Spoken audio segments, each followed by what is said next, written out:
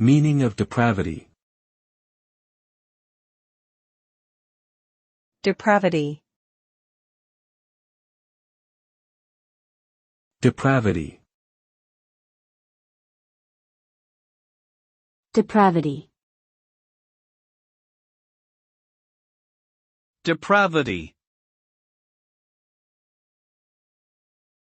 Depravity refers to a state of extreme moral corruption or wickedness. It describes a condition where a person or group has succumbed to immoral behavior, such as dishonesty, cruelty, or greed.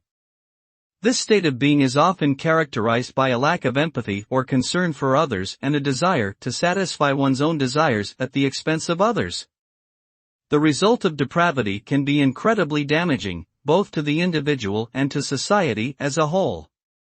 It can lead to broken relationships, social unrest, and a general breakdown of trust between people.